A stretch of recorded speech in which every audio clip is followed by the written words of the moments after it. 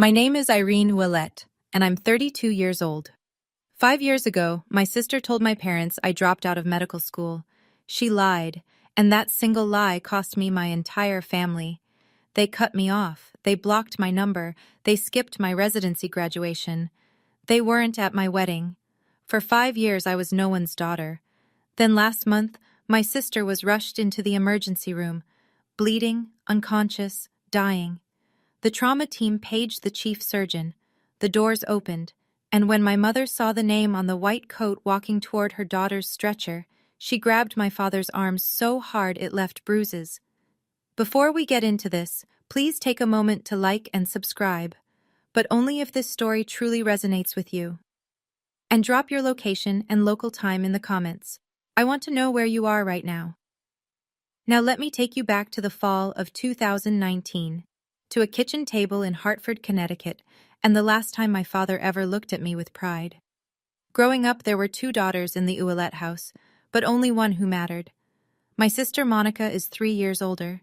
She came out of the womb performing school plays, student council, the girl who could talk to any adult at any dinner party and make them laugh. My parents, Jerry and Diane Ouellette, Hartford, Connecticut, salt of the earth middle class, adored her for it. Dad managed a manufacturing plant. Mom did part-time bookkeeping. They valued 2 things above all else: appearances and obedience. Monica delivered both, flawlessly, every single day. I was the quiet one. The one with her nose in a biology textbook at Thanksgiving, while Monica held court at the table. I wasn't rebellious. I wasn't difficult. I was simply invisible.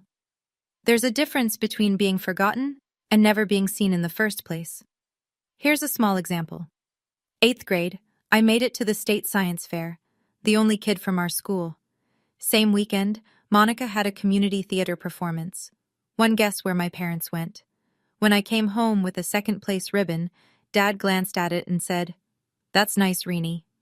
He didn't ask what my project was about. He never did. I told myself it didn't hurt. I told myself I didn't need the attention. I poured everything into my grades, my AP classes, my applications. I figured if I couldn't be the daughter they noticed, I'd be the daughter they couldn't ignore. And for one brief, shining moment, I was. The day I got accepted into Oregon Health and Science University's medical program, 3,000 miles from Hartford, something shifted. For the first time in my life, my father looked at me, really looked at me, and said 5 words I'd waited 18 years to hear. But I'll get to that. First, you need to understand what Monica did when she realized the spotlight was moving. The acceptance letter came on a Tuesday in April. I remember because Monica was visiting for the weekend. She was 22, working as a marketing coordinator at a mid-level firm in Stamford. Fine job, fine life. Fine was Monica's ceiling, though she'd never admit it. Dad read the letter at the kitchen table. His eyebrows went up. "Oregon Health and Science," he said, slow, like he was tasting the words. "That's a real medical school." Then he looked at me. "Maybe you'll make something of yourself after all, Reenie." It wasn't a compliment, not really. But it was the closest thing to one I'd ever gotten from him, and I held on to it like oxygen. Mom called Aunt Ruth that night. She called her sister. She called 2 neighbors. "Irene got into medical school. Can you believe it?" Her voice had a pitch I'd never heard before. Pride, genuine, undiluted pride, directed at me. At dinner, I glanced across the table at Monica. She was smiling, but it was the kind of smile that stops at the mouth. Her eyes were doing something else entirely. Calculating, measuring, recalibrating. I know that now. At the time, I just thought she was tired from the drive. That week, Monica started calling me more. 2, 3 times a week. "How's packing going? Who's your roommate? What's Portland like?" She asked about my schedule, my classmates, my professors. She remembered every name I mentioned. I thought my sister was finally seeing me. I thought maybe my getting into med school had unlocked something between us. Respect, connection, whatever it is that normal sisters have. I was feeding her ammunition. Every detail, every name, every vulnerability. And I handed it all over with a grateful smile. Third year of medical school. That's when everything cracked open. My roommate, my best friend, was a woman named Sarah Mitchell. She'd grown up in foster care, no family to speak of, and she was the single reason I survived first year. When I called home once during a brutal anatomy exam week and Mom said, "Can't talk, Reenie, Monica's having a rough day at work," it was Sarah who sat on our apartment floor with me and said, "Their loss. Now get up. We have cadavers to memorize." Sarah was diagnosed with stage 4 pancreatic cancer in August of my third year.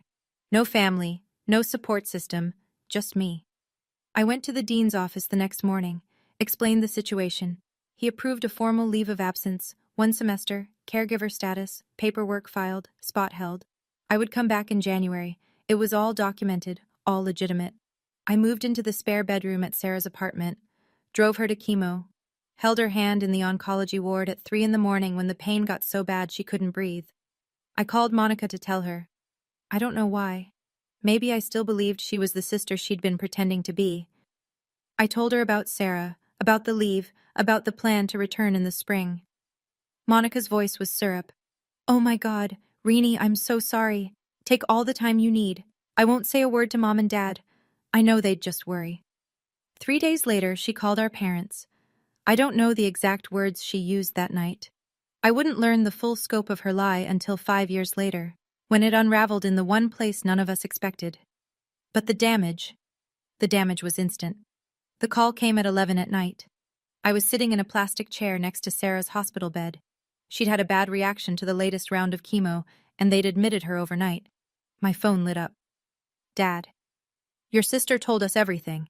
His voice was flat, arctic. The dropping out, the boyfriend, all of it. "Dad, that's not—" "Don't." Monica showed us the messages. She showed us proof. I pressed my hand against the wall to steady myself. "What messages? What proof?" "Dad, I'm sitting in a hospital right now. I'm taking care of my friend. Monica said you'd say exactly that." A pause. "She said you'd have a story ready." My mother got on the line. Her voice was shaking. "How could you lie to us for a whole year, Irene?" "Mom, please, listen to me. I filed a leave of absence. I can show you the paperwork. I can give you the dean's number." "Enough." Dad again. "Don't call this house until you're ready to tell the truth. You've embarrassed this family enough." The line went dead. I sat on that hospital floor for 20 minutes. Sarah's IV beeped on the other side of the curtain. My phone screen still showed the call duration, 4 minutes and 12 seconds. That's how long it took my parents to erase me. 20 minutes later, a text from Monica. "I'm sorry, Reenie. I had to tell them. I couldn't keep your secret anymore." She wasn't sorry. She'd just executed the most precise strike of her life, and she'd done it with a broken heart emoji as a signature. I was 3,000 miles from Hartford.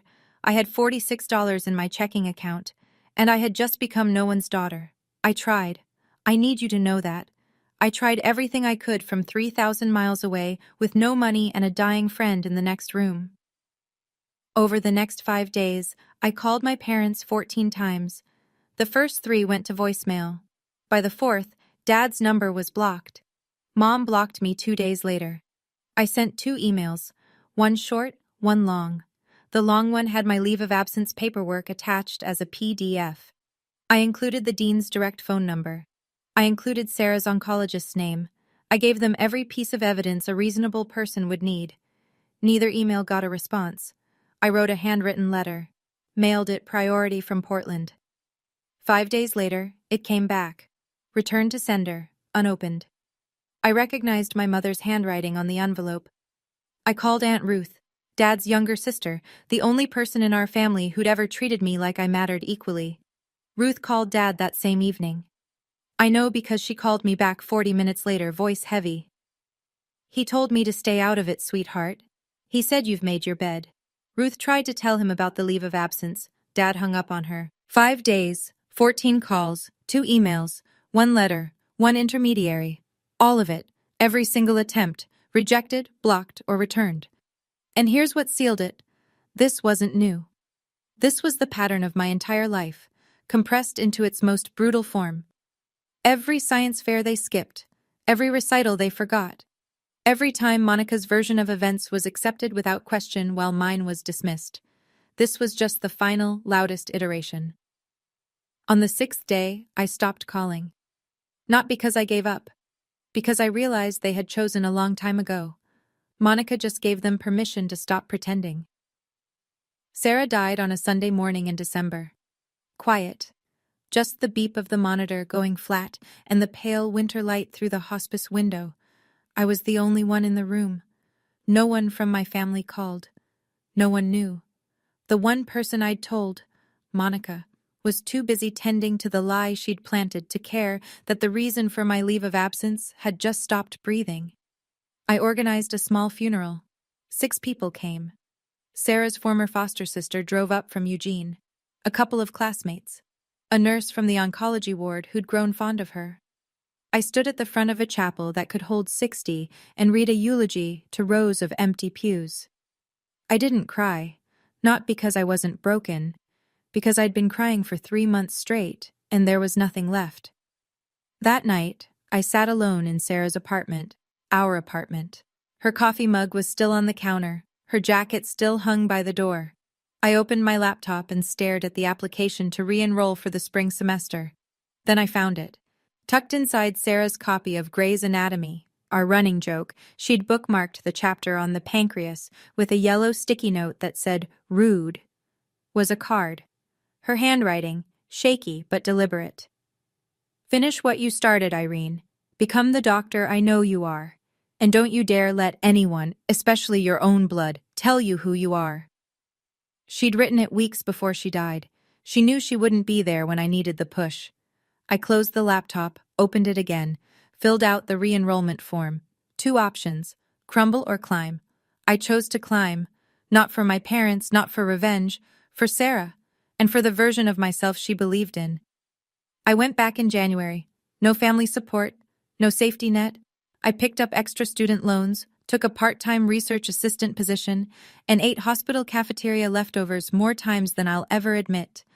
Medical school doesn't care about your personal life. Anatomy exams don't pause because your family disowned you. 12-hour clinical rotations don't get shorter because you cried in the supply closet at 2 in the morning. So I stopped crying and started working. I worked like my life depended on it, because in a way, it did. I graduated on time. No one from Hartford came. I matched into a surgical residency at Mercy Crest Medical Center back on the East Coast, a Level 1 trauma center, one of the busiest in Connecticut. That's where I met Dr. Margaret Thornton. Maggie. 58 years old, chief of surgery emeritus, built like a steel cable wrapped in a lab coat. She became the mentor I desperately needed, and the mother figure I'd lost. 3rd year of residency, I met Nathan Caldwell. He was a civil rights attorney doing pro bono work at a community clinic near the hospital. Calm eyes, dry humor. The first person I told the full story to who didn't flinch, didn't pity me, didn't try to fix it. He just listened. Then he said, "You deserve better." 4 words. That was enough. We got married on a Saturday afternoon in Maggie's backyard. 30 guests. Nathan's father walked me down the aisle. I'd sent an invitation to Hartford. It came back the way my letter had, unopened. Aunt Ruth was there, though. She cried enough for 2 parents. After the ceremony, Maggie handed me a sealed envelope. "A nomination," she said. "Don't open it yet, you're not ready." I tucked it in my desk drawer without asking questions. 5 years passed. I became someone they wouldn't recognize. Now, I need to pause here for a second. If you've ever been in a situation where your family refused to hear your side, where the truth didn't matter because someone else's lie was louder, drop a fire in the comments. And if you think my parents are going to regret this, type karma. Let's keep going. Because what happened next, even I didn't see it coming. January, present day. I'm 32 years old. I'm the chief of trauma surgery at Mercy Crest Medical Center. I have a house in the suburbs with a porch that gets good morning light, a husband who makes me laugh every day, and a golden retriever named Hippocrates, Hippo for short, who has never once judged me for eating cereal at midnight. It's a good life, a real one, built brick by brick with my own hands. But there's a specific kind of ache that never fully fades. It lives in the hollow space between your ribs, right where a family is supposed to be. I don't wake up crying anymore. I don't check my phone hoping for a Hartford area code. But every Thanksgiving there's a moment.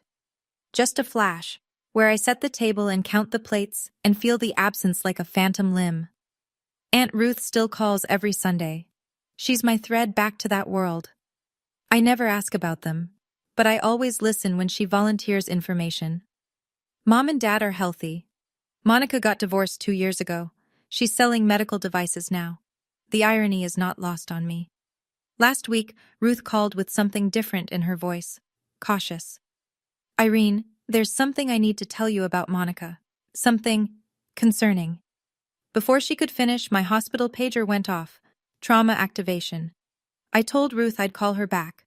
I never got the chance, because what Ruth was trying to tell me was already on its way, hurtling down I-91 at 60 miles an hour in a sedan that was about to run a red light, and within the hour, the thing Ruth was warning me about would be lying on my operating table, bleeding out, with my parents in the waiting room and my name on the chart. I just didn't know it yet. Let me back up. Because what Monica did wasn't a single lie, it was a campaign. Ruth had been feeding me pieces over the years, reluctantly, carefully, like she was diffusing a bomb one wire at a time, and the picture she painted was worse than I'd imagined. For 5 years, Monica maintained the narrative.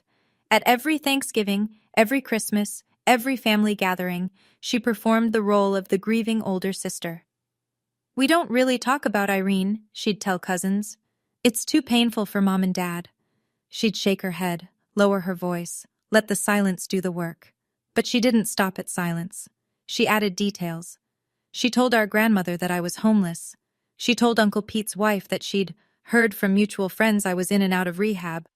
She told our mother, on Christmas Eve 2 years ago, that she had tried to reach out to me and I had refused, that I was the one who cut them off.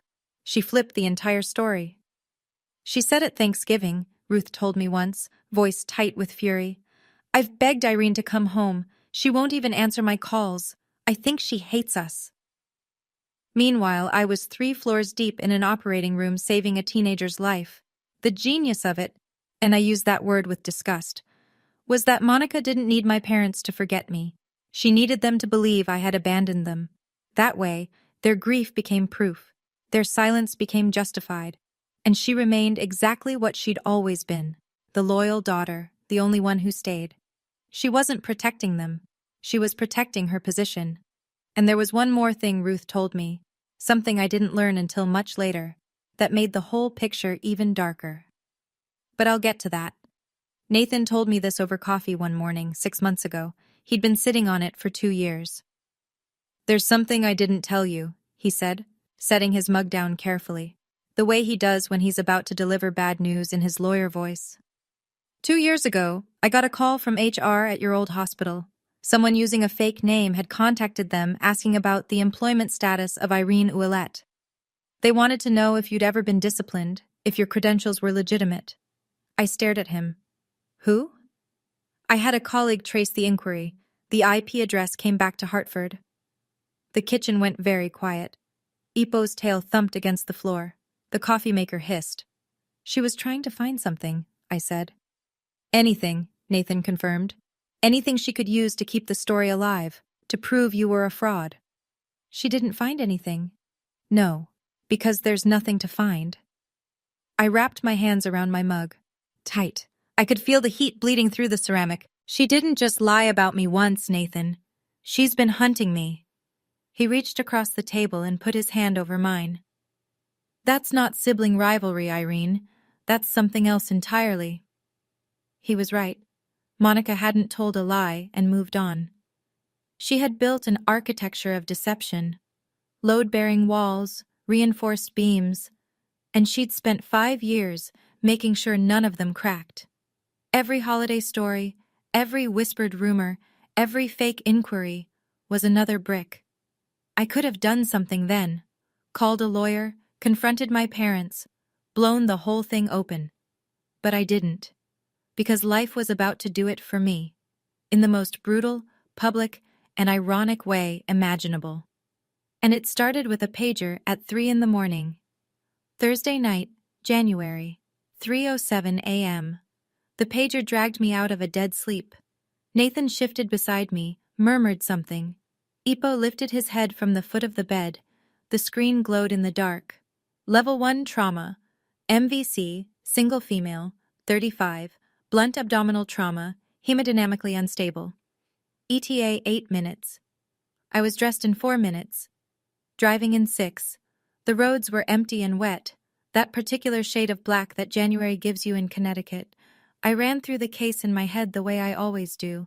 Mechanism of injury, probable organ involvement, surgical options, motor vehicle collision, blunt abdominal trauma, unstable vitals, likely splenic rupture, possible liver laceration.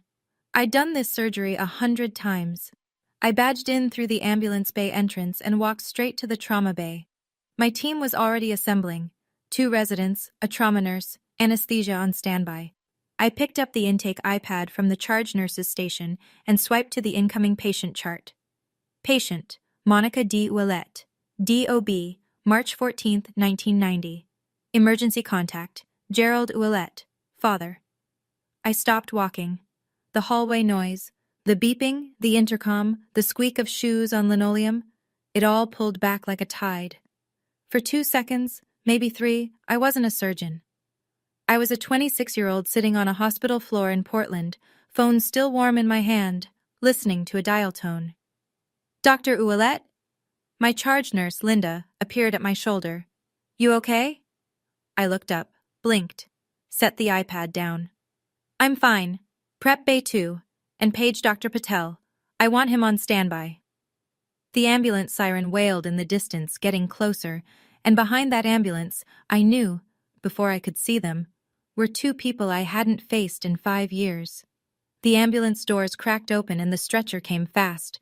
Monica was strapped down, unconscious, oxygen mask fogging with shallow breaths, blood on her shirt, one hand hanging limp off the side rail. The paramedics rattled off numbers, blood pressure dropping, heart rate climbing, 2 large-bore IVs running wide. Behind them, running, came my parents. My mother looked like she'd aged a decade, hair thinner, face drawn. She was in a bathrobe, slippers on the wrong feet.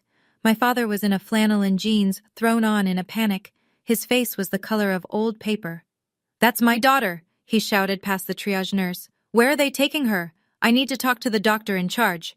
The nurse, a woman named Carla I'd worked with for 3 years, put both hands up. "Sir, family needs to wait in the surgical waiting area. The trauma team is already here. The chief is handling this personally." "The chief?" Dad grabbed Carla's arm. "Get me the chief, now!" Carla glanced through the glass partition toward the trauma bay. She looked at me, gowned, gloved, my badge hanging from my scrub top. She read the name, read it again. Her eyes went wide for just a fraction of a second. I gave a small shake of my head. "Not now." Carla composed herself. "Sir, the chief is prepping for surgery. You'll be updated as soon as possible. Please, the waiting room is this way." My parents were led down the hall. Mom was whispering prayers, hands clasped so tightly her knuckles were white. Dad kept turning back, looking through every window he passed. "She's all we have," he said to no one in particular. "Please, she's all we have." I heard it through the partition glass. Every word. She's all we have. As if I had never existed. I stepped into the scrub room alone. 30 seconds. That's all I allowed myself. I turned on the faucet, let the water run hot over my hands, looked at myself in the stainless steel mirror above the sink. Distorted, warped. The way everything felt right now, scrub cap on, badge visible, the face of a woman who had been surgically removed from her own family tree, now being asked to surgically save the woman who held the saw.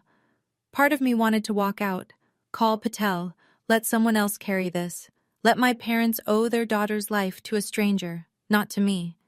That would be cleaner, simpler. But there was a woman on that table with a ruptured spleen and what looked like a grade 3 liver laceration. She was losing blood faster than we could replace it. She was going to die in the next 30 to 40 minutes if the best surgeon in this building didn't operate, and the best surgeon in this building was me. I paged Patel directly. "I have a conflict of interest. The patient is a family member. I'm disclosing it now and documenting in the chart. If at any point my judgment is compromised, you take the lead, no questions asked. Patel's voice was steady. Understood, Chief. I told Linda to note the disclosure in the nursing record. Everything by the book, everything on paper. Then I pulled on fresh gloves, pushed through the OR doors, and looked down at the table. My sister's face. Still. Bruised. The oxygen mask fogging and clearing. She looked smaller than I remembered. Thinner. There were worry lines around her eyes that hadn't been there 5 years ago. For 3 seconds, she wasn't the woman who destroyed my life. She was a body on my table, and that was exactly how I needed her to be. Let's go, scalpel. 3 hours and 40 minutes. That's how long it took to rebuild what the steering column and the red light had torn apart. Ruptured spleen. We took it out. Grade 3 liver laceration. We repaired it with precision sutures, layer by painstaking layer. Internal bleeding from 2 separate mesenteric vessels. Clamped, cauterized, controlled. I didn't speak unless I needed to. Suction, clamp, lap pad, retract. My hands moved the way they've been trained to move. Steady, deliberate, fast when speed mattered and slow when precision mattered more. The residents watched. They always watched during my cases, and I could feel their attention sharpen when the liver repair got tricky. I didn't falter. I couldn't afford to.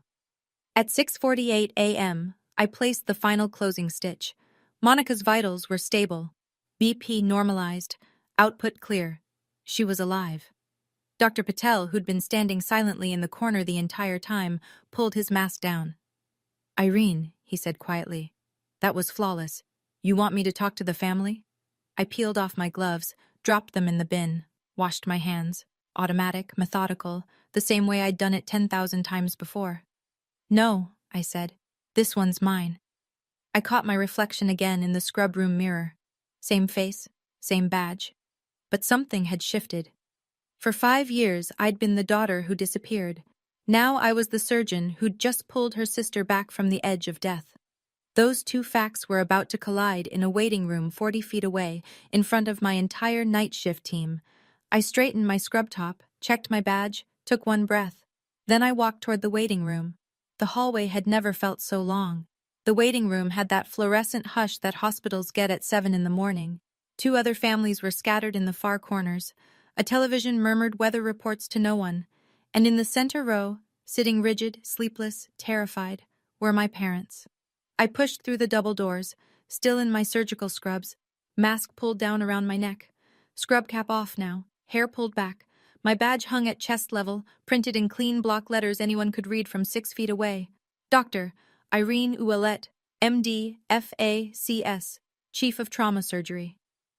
Dad stood first. He always stood first. It was a reflex, the need to be in charge. Doctor, how is she? Is Monica... He stopped. His eyes had dropped to my badge, then rose to my face, then dropped to the badge again. I watched the recognition move through him like something physical, a tremor that started in his hands and climbed to his jaw. Mom looked up a half-second later. Her lips parted. No sound came out. Her right hand shot to Dad's forearm and clamped down, fingers digging into the flannel of his sleeve with a force that I would later learn left 4 bruises shaped like fingertips. 5 seconds of silence. 5 seconds that held 5 years. I spoke first. Calm, clinical. The same voice I used to address every family in this room. Mr. and Mrs. Ouellette. I'm Dr. Ouellette, Chief of Trauma Surgery. Your daughter Monica sustained a ruptured spleen and a grade 3 liver laceration in the accident. Surgery was successful. She's stable and currently in the ICU. You'll be able to see her in approximately 1 hour. Mr. and Mrs. Not Mom and Dad. I watched that land. I watched it cut. Behind me, through the glass partition, Linda and 2 nurses were watching. They knew. By the look on their faces, they'd already put it together. My mother moved first. She took a step toward me, arms lifting, a sob already breaking through her chest. Irene? Oh my God. Oh my God. Irene. I stepped back. Half a step. Polite. Unmistakable. She froze. Her hands hung in the air between us. Then slowly, painfully, dropped to her sides. Dad's voice came out like gravel dragged over concrete. You're a doctor. I am. You're the chief. I am. But Monica said what exactly? He closed his mouth, opened it, closed it again. I could see the machinery of his mind trying to reassemble 5 years of certainty that was crumbling in real time. Mom was crying now. Not quietly. "We thought you dropped out. She told you I dropped out.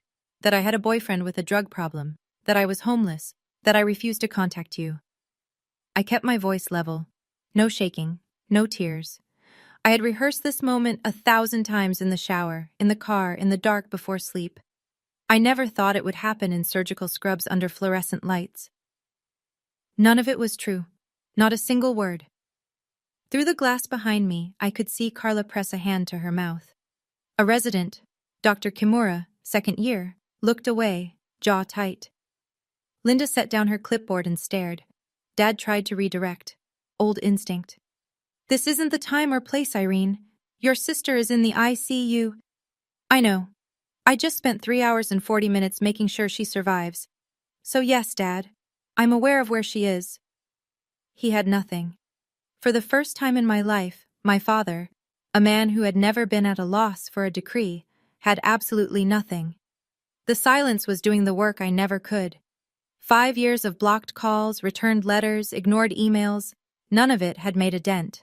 But standing here, alive and accomplished and wearing the proof on my chest, that was louder than anything I could have written in a letter. Mom reached for the back of a chair to steady herself. "The letters," she whispered.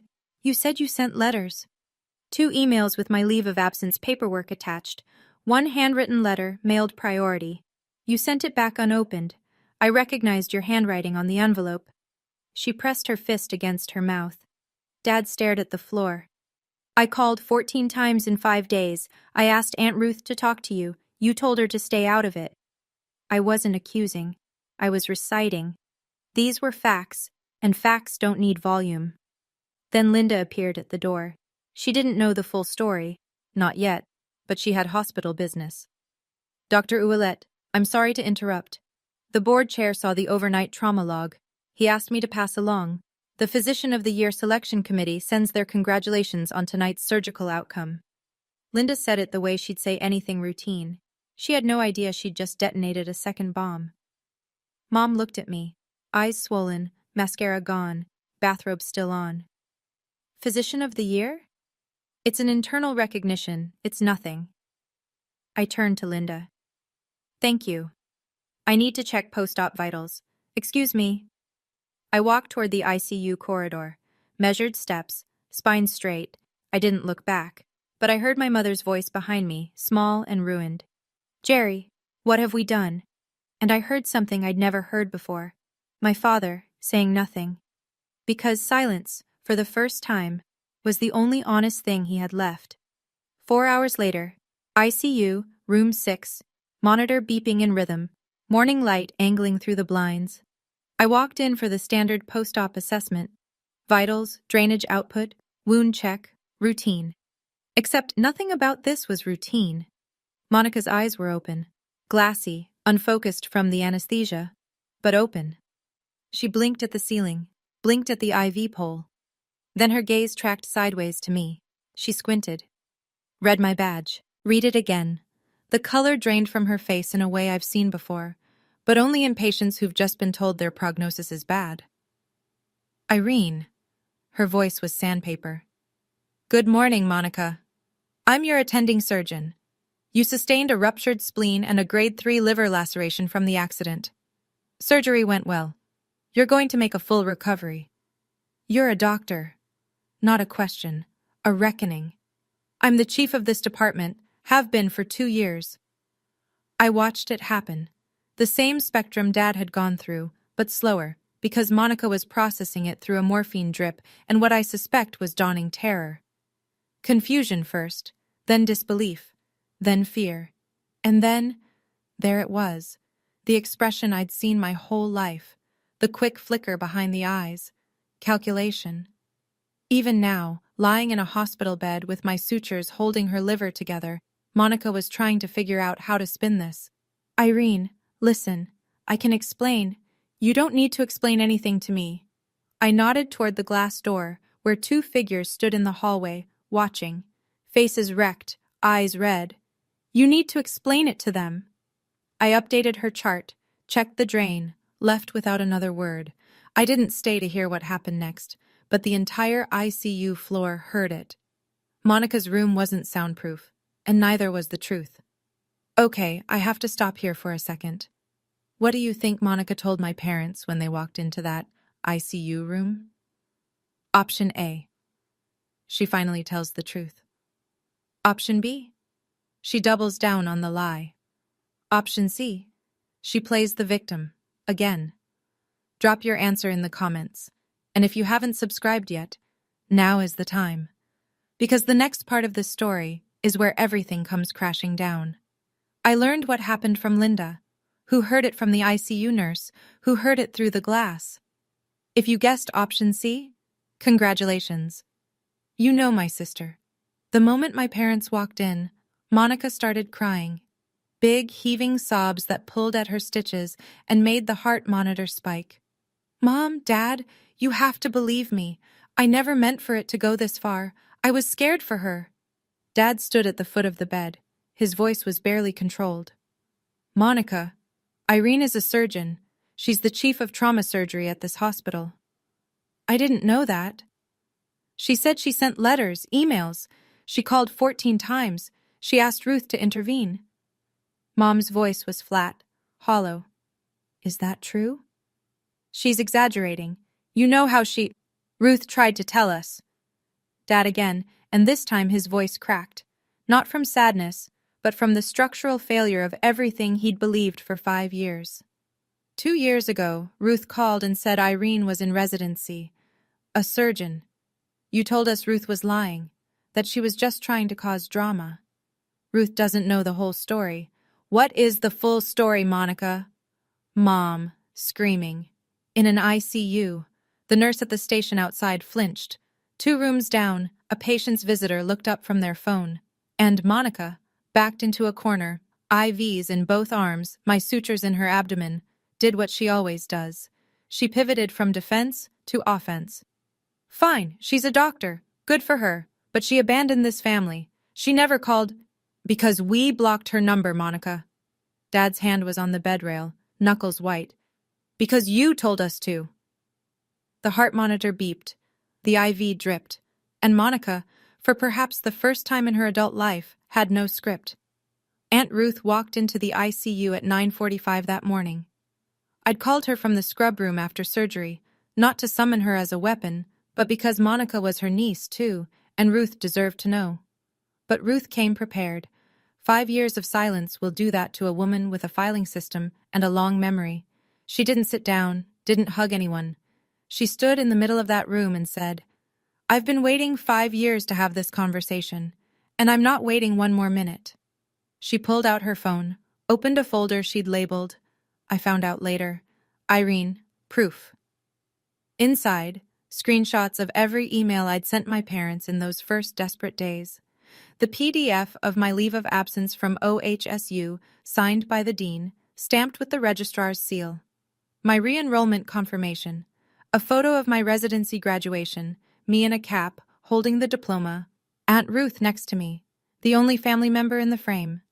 She held the phone out. Mom took it with trembling hands. And here, Ruth said, swiping to a text thread. This is from Monica, sent to me 4 years ago. She read it aloud. Don't tell Mom and Dad about Irene's residency.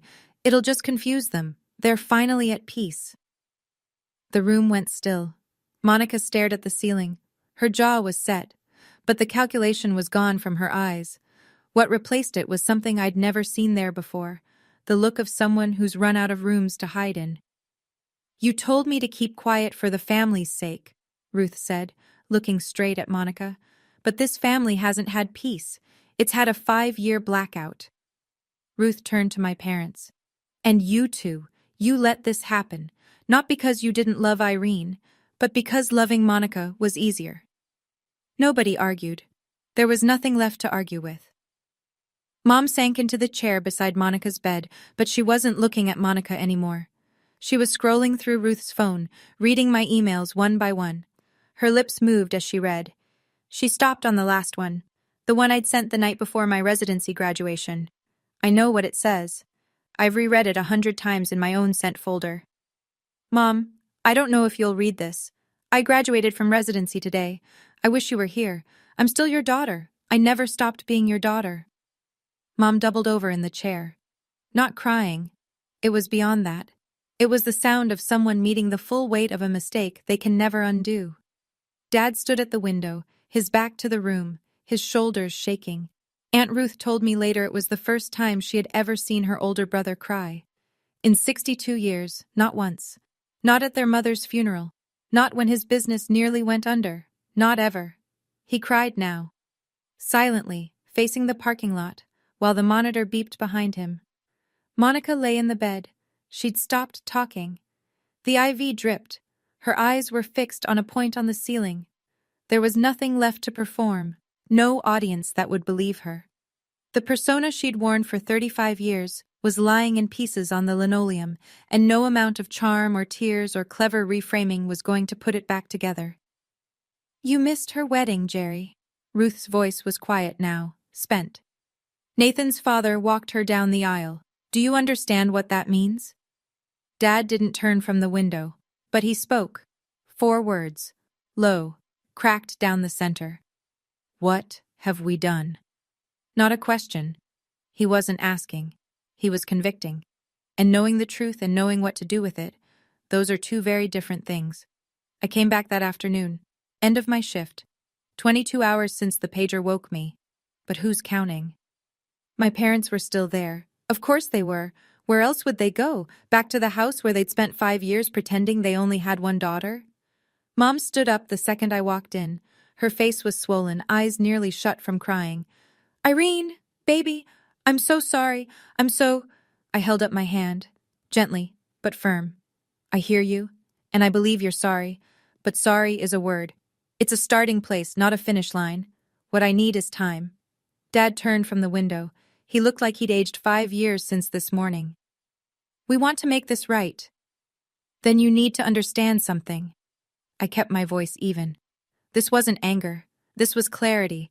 The kind that only comes after you've burned through every other emotion, and what's left is the truth. Clean and simple. I'm not the girl you sent away. I'm not the girl who begged you to listen for 5 days from 3,000 miles away. I'm someone who built a life, a whole life, without you. And if you want to be part of it now, it will be on my terms, not Monica's, not yours, mine. Dad opened his mouth. Old reflex. Then he closed it. And nodded. A small, devastated nod. I looked at Monica on the bed. Her eyes were open, watching me. When you're recovered, I said, you and I are going to have a conversation, a real one, but not today. Today, you're my patient. I don't mix the two. I left. Spine straight, steps measured. I didn't turn around. I'm not closing the door, but I'm the one who decides when it opens, how wide, and who walks through. 2 weeks later. Monica was discharged. Her incision was healing, the rest of her, not so much. I chose the location, a coffee shop in Middletown, halfway between her apartment and my house. Neutral ground. Nathan came but sat at a separate table near the window, pretending to read briefs. He wasn't pretending. Monica walked in looking like someone who'd been hollowed out. She'd lost weight. Surgery plus not eating will do that. And the confidence she usually wore like cologne was gone. For the first time in my memory, my older sister looked exactly her age. She sat down, wrapped her hands around a cup she didn't drink from, stared at the table. I didn't do preamble. I'm not going to yell at you. I'm not going to list every lie. You know what you did. What I want to know is why. Silence. Long enough that the barista called someone's name and it echoed off the walls. Then quiet. Because you were going to be everything I wasn't. And I couldn't handle it. I let that sit. That's honest. First honest thing you've said to me in 10 years. I'm sorry, Irene. I know you are. But sorry doesn't give me back the years. Sorry doesn't put Dad at my wedding. Sorry doesn't unsend that box Mom shipped back to me. My high school graduation things. Returned like I was dead to her. She looked away. Her eyes were wet. Real tears. I know the difference now. Then she said something I wasn't expecting. I also called your medical school. Twice. I tried to get them to revoke your leave of absence. I told them you'd fabricated the caregiver documents. The coffee shop hummed around us. I stared at her. Your dean wouldn't listen to me. He protected you. He didn't protect me, Monica. He believed the truth. That's not the same thing. I leaned back in my chair, took a breath. This was the part I'd mapped out the night before, sitting on the kitchen floor with Hippo's head in my lap while Nathan reviewed it with me like a closing argument. I'm not cutting you out of my life, I said, but I'm setting conditions. Monica nodded, small, defeated. You will tell the truth, the full truth, to every family member you lied to. Every aunt, every uncle, every cousin who spent 5 years thinking I was in rehab or living on the street. You will correct every single story. I will. And you'll do it in writing. An email to the family group. All 47 people. Ruth will confirm everyone receives it. Another nod. I met with my parents separately the following week. Nathan drove me. We sat at their kitchen table, the same table where Dad had read my acceptance letter all those years ago. The same table where Monica had smiled with just her mouth. I'm open to rebuilding, I said. But I need you to go to family counseling, both of you. Not for me, for yourselves. You need to understand why you believed a lie about your own daughter and never once picked up the phone to check. Dad's jaw tightened. We don't do that in this family. That's exactly why we're here, Dad. Mom put her hand on his arm, gently. Jerry, please. He looked at her. Looked at me. Something behind his eyes cracked. Not open, not yet, but cracked. Fine. I stood to leave, then turned back. One more thing. Nathan's father walked me down the aisle. That happened. We can't undo it. But if you want to know your future grandchildren, you start now. Not with grand gestures, with consistency. Apologies expire, boundaries don't. That's the difference between sentiment and structure. 1 month later, the Physician of the Year Gala, 200 people in the ballroom of the Hartford Marquis Hotel, surgeons, department heads, hospital administrators, donors, board members, crystal glasses clinking, name tags on lanyards, a string quartet playing something classical that nobody was listening to. I wore a simple black dress. Nathan was at a front table, looking like he'd been born in a suit. Maggie Thornton sat beside him, arms crossed, the faintest smile on her face, the one she reserves for moments she's been engineering for years. The MC stepped to the podium.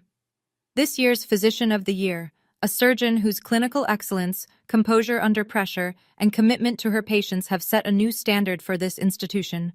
Dr. Irene Ouellette, Chief of Trauma Surgery.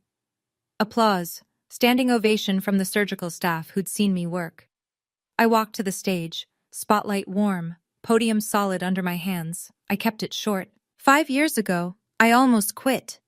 Not because I couldn't do the work, but because I lost the people I thought I needed to keep going. What I learned is that the people you need aren't always the ones you're born to. Sometimes they're the ones who choose you. I looked at Maggie, at Nathan, at my team in the 3rd row. Then I looked at the back of the ballroom, last row. 2 seats Ruth had quietly arranged. My parents, Mom in a navy dress she'd probably bought that week, Dad in a tie he clearly hated, both sitting with their hands in their laps, looking up at the stage with expressions I can only describe as grief and pride waging war on the same face. And sometimes, I said, the ones you're born to find their way back, late, but here. Mom covered her mouth. Dad stood. Applause filled the rest. After the gala, Dad found Nathan near the coat check. He stood in front of my husband for a long moment. I owe you an apology. I should have been the one. Nathan, gracious to his core, extended his hand. With all due respect, sir, you should have been a lot of things, but we're here now. They shook hands. Dad's eyes were red. He didn't let go right away. Monica sent the email on a Wednesday night. Ruth confirmed delivery to all 47 addresses. I didn't read it until the next morning. Nathan brought me coffee and set the laptop on the kitchen table without a word. He knows when to give me space. It was 3 paragraphs. No excuses, no flowery language, just the facts laid bare. She had lied about my leaving medical school. She had fabricated evidence. She had maintained the deception for 5 years. She had deliberately prevented our parents from learning the truth. She ended with, "Irene never abandoned this family. I made sure they believed she did. That is entirely on me." The responses came in waves. Uncle Pete's wife called Ruth in tears. She'd repeated Monica's rehab story at a book club 2 years ago. Cousin David in Vermont sent Monica a one-line reply, "I don't know who you are anymore." Our grandmother, Nana June, 89, the matriarch who'd stopped asking about me at Thanksgiving because Monica told her it was too painful, called me directly. "I'm 89 years old," she said, her voice paper-thin but furious. "And I have never been lied to so thoroughly by my own blood. Irene, forgive an old woman for not seeing it." "There's nothing to forgive, Nana. You were lied to. We all were." Nobody organized a boycott of Monica.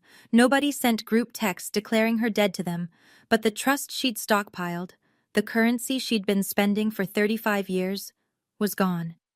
You could feel it in the silence after her email, in the replies that didn't come, in the invitations that quietly stopped arriving.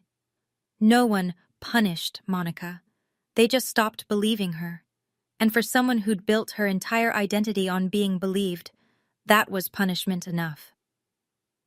My parents started counseling in February. A therapist in West Hartford named Dr. Renna, calm, direct, the kind of woman who doesn't let you dodge a question. Mom took to it immediately. She'd been carrying the weight of her passivity like a stone in her coat pocket, and the first time Dr. Renna named it, enabling through silence, Mom broke down in the office and didn't stop crying for 40 minutes. That's what Ruth told me. I wasn't there. It wasn't my session to witness. Dad struggled. He went. He sat in the chair. He answered questions in as few words as possible. Dr. Renna told him, Ruth relayed, that his need to be right, his refusal to revisit a decision once it was made, had been the load-bearing wall of this entire disaster. Monica provided the lie, but Dad's pride cemented it into place. He didn't argue with her. That might have been the first sign of change.